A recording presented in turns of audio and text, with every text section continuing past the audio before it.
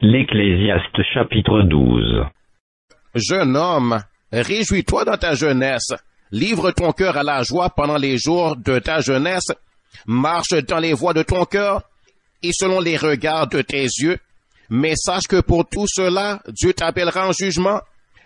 Bannis de ton cœur chagrin et éloigne le mal de ton corps, car la jeunesse et l'aurore sont vanité.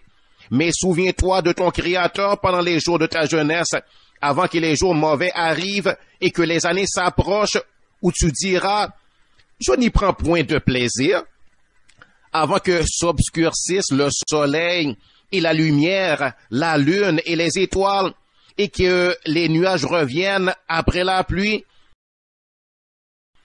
temps où les gardiens de la maison tremblent, où les hommes forts se courbent, où celles qui moulent s'arrêtent parce qu'elles sont diminuées, où ceux qui regardent par les fenêtres sont obscurcis, où les deux battants de la porte se ferment sur la rue quand s'abaisse le bruit de la meule, où l'on se lève au chant de l'oiseau, où s'affaiblissent toutes les filles du champ, où l'on redoute ce qui est élevé, où l'on a des terreurs en chemin, où l'amandier fleurit, où la sauterelle devient pesante, et où la capre n'a plus d'effet, car l'homme s'en va vers sa demeure éternelle, et les pleureurs parcourent les rues, avant que le cordon d'argent se détache, que le vase d'or se brise, que le seau se rompe sur la source, et que la roue se casse sur la citerne, avant que la poussière retourne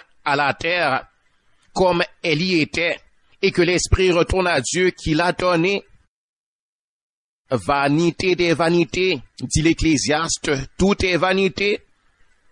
Outre que l'Ecclésiaste fut un sage, il a encore enseigné la science au peuple, et il a examiné, sondé, mis en ordre un grand nombre de sentences.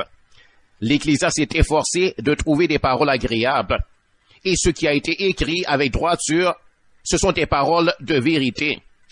Les paroles des sages sont comme des aiguillons, et rassemblées en un recueil, elles sont comme des clous plantés, donnés par un seul maître. Du reste, mon fils, tire instruction de ces choses. On ne finirait pas si l'on voulait faire un grand nombre de livres, et beaucoup d'études est une fatigue pour le corps. Écoutons la fin du discours.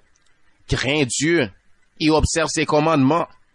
C'est là ce que doit faire tout homme, car Dieu amènera toute œuvre en jugement au sujet de tout ce qui est caché, soit bien, soit mal.